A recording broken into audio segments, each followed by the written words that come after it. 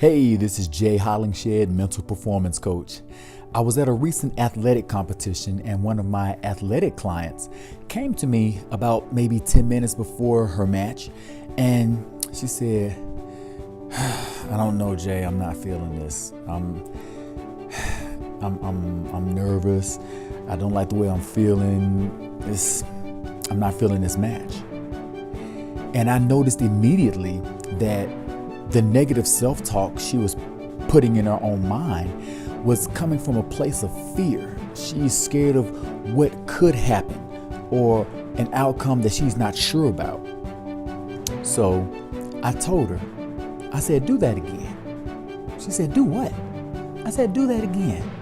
She said, I didn't do anything. All I did was tell you how I was feeling. Exactly. And when you told me how you were feeling, your body was acting out the thoughts that were in your mind.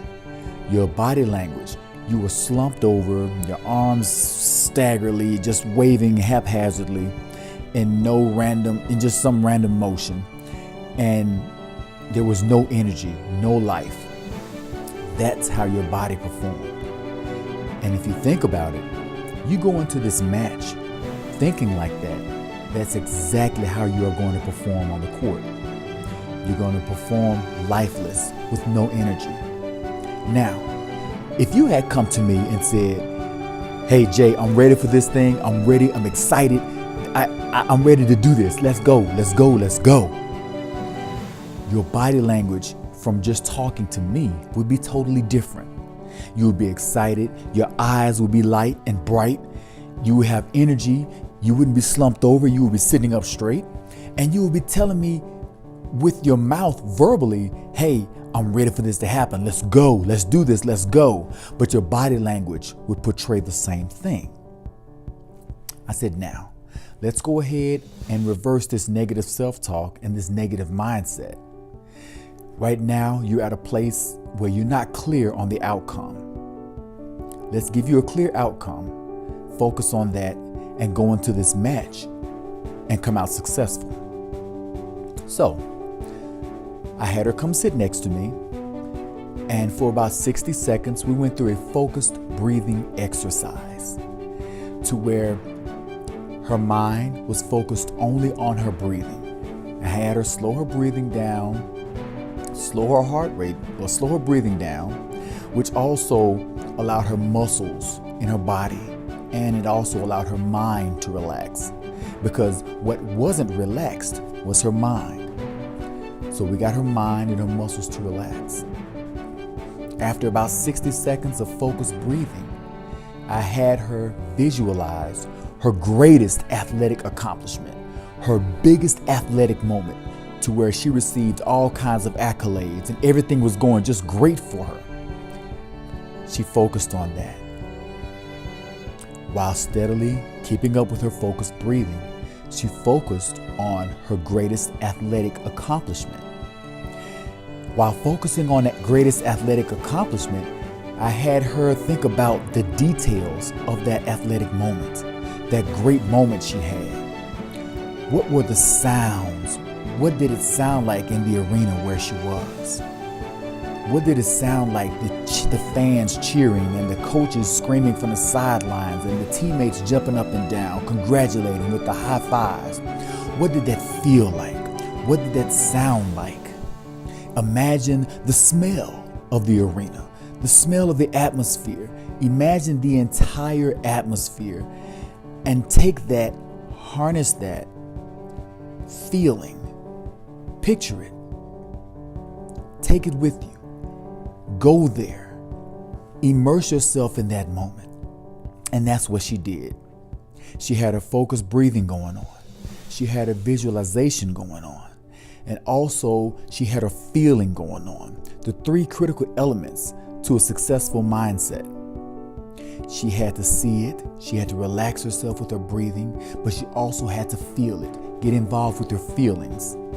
Now, it's very important that you get involved with your feelings, because when you do that, you are telling your mind that I want this to happen. The picture that she was programming into her mind was that image of her and her greatest athletic moment.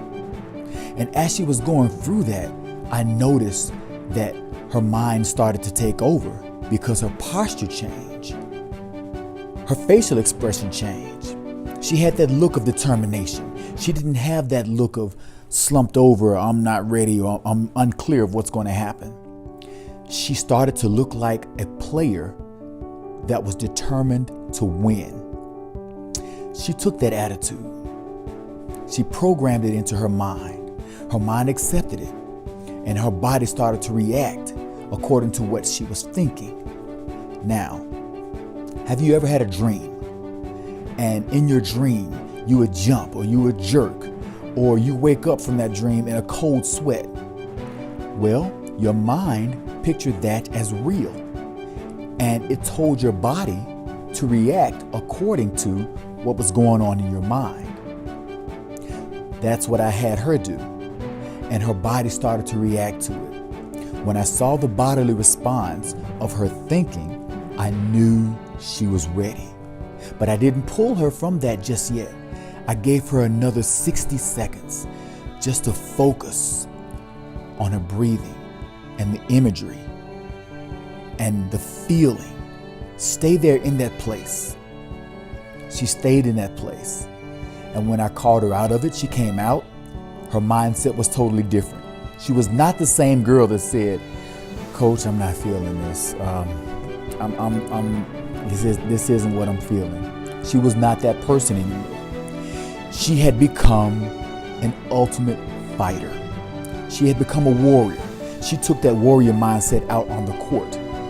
And what did she do? She went to war, and she came out victorious. This is Jay Hollingshed, mental performance coach. As always, through love, be a blessing, and take your mental performance seriously. Mentally perform, go and be great. You cannot go and be great if you're not mentally prepared. You're never physically ready if you're not mentally prepared. So mentally prepare yourself for whatever you have going. It can be the job interview. It can be the big meeting you have, the big presentation. It can be the big musical performance you have.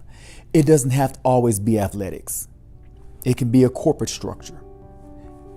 Either way, take your mental performance with you, perform mentally, and excel physically. Thank you. Through love, be a blessing, and go and be great.